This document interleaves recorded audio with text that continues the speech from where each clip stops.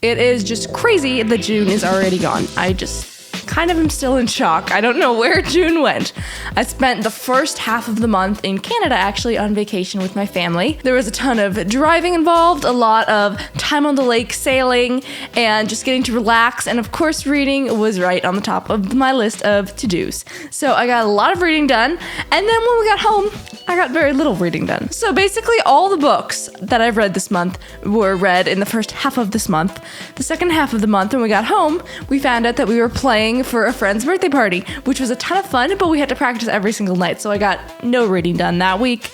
And then it's just been really hectic and busy. So let's get into my reading recap for the month of June. So let's go from top to bottom and share my thoughts on these books. The first book I read was 26 Below. This was an awesome start to the month of June. It was such an amazing cyber mystery. It was so well developed and well written. I find that usually Christian stories that revolve around detectives or people in government are really cheesy and too blunt. Like I don't know, the Christianity is just overkill in the books and it feels so preachy. Whereas in this, it is a Christian novel, but Christianity is woven tastefully in. Like the characters actually make sense with their thoughts instead of it just being preachy. So I felt like she wove God in really tastefully, and I felt like she did it in a way that elevated the story, which I really enjoyed. Now, the characters. I loved these characters. They were just awesome. Whatever romance developed very naturally. Didn't feel forced. It was done tastefully. And they didn't just fall in love. There was a ton more to the story than any hint of romance. Both Darcie and Jason had a ton of growing to do. They felt very raw, very real.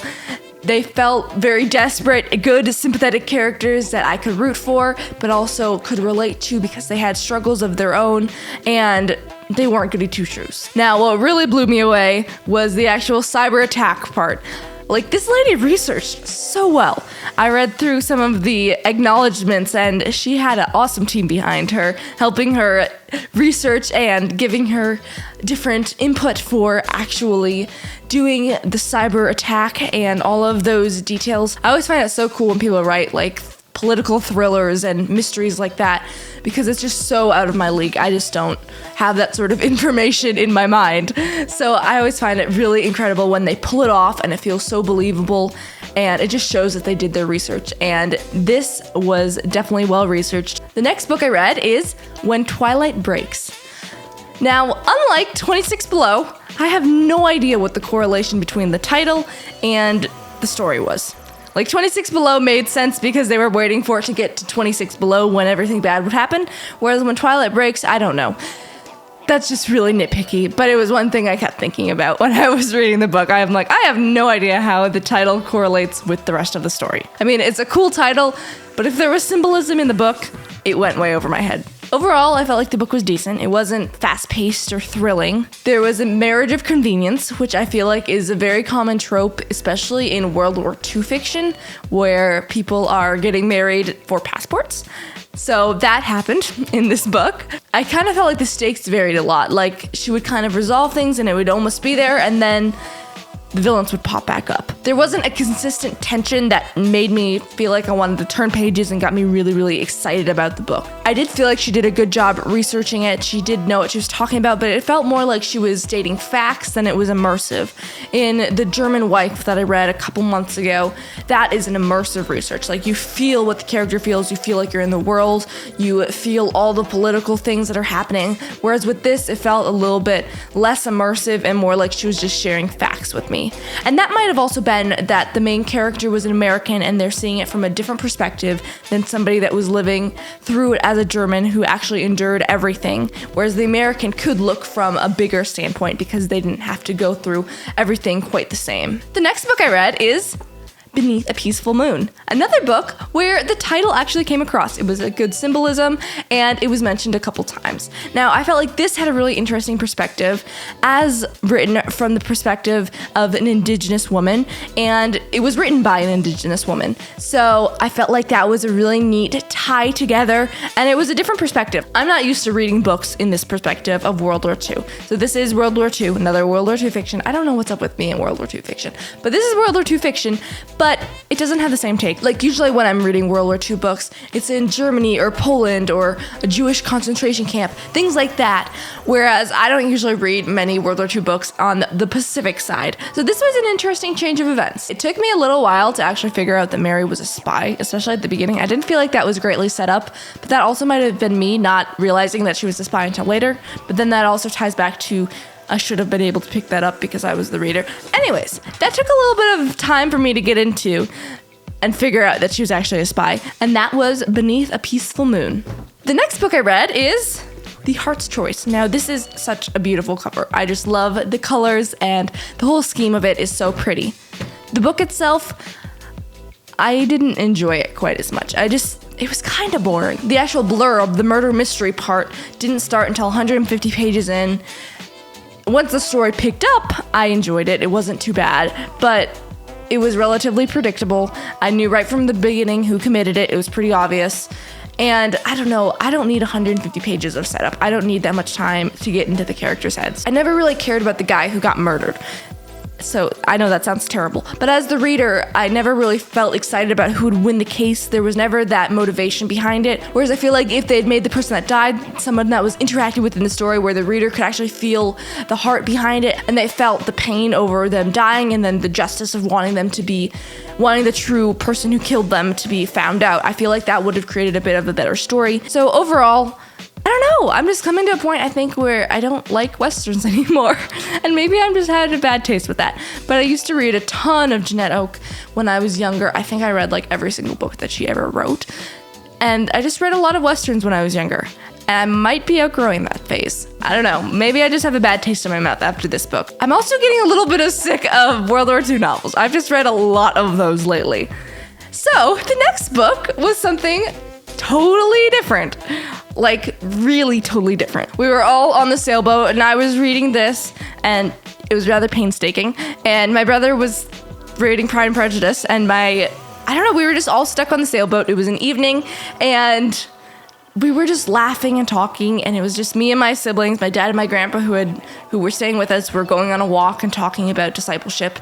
And it was just all of us siblings talking about books. My brother read a engagement scene from Pride and Prejudice because he's reading Pride and Prejudice right now, and I was complaining about the book that I was reading. So my brother was like, hey, I have a book that I brought along in my backpack. So when I finished The Heart's Choice, I picked up Ender's Game. Totally different genre, totally different feel. It is a completely different story than anything that I've been reading lately. I don't know, I read a lot of historical fiction, so every once in a while I read like dystopian or sci-fi or something. It does feel like a breath of fresh air sometimes. But I don't think I would like reading sci-fi all the time. I'm not really an aliens girl, but I really did enjoy Ender's Game. Now, unlike the other book, this did not have any setup. We just jumped right in. I had no idea what monitors were. Doesn't matter. We'll figure out later.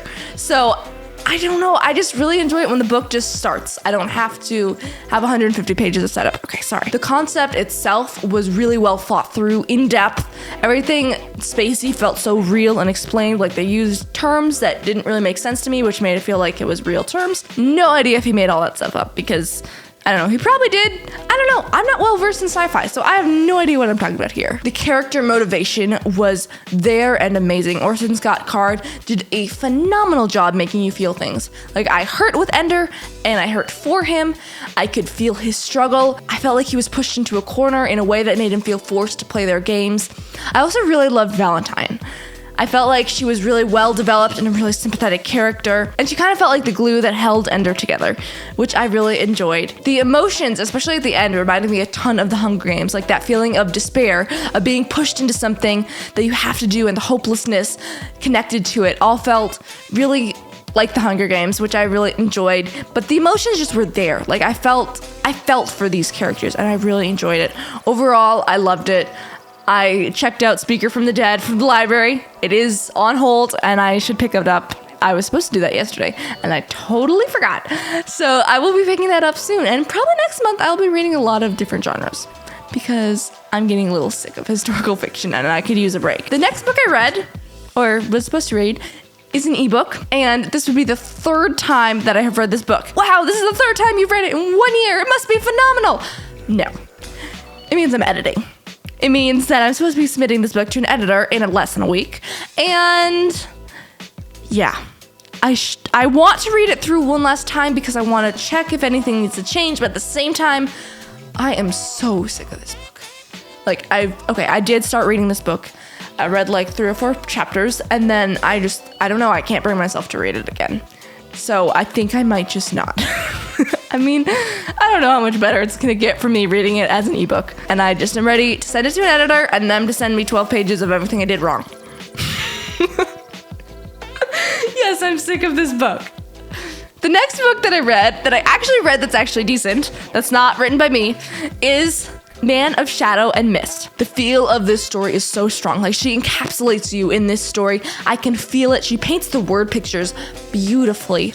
Like, the characters represent what they should. I don't know, it's just really well done. Now, I don't really read stories about vampires at all. Never really have, probably never will.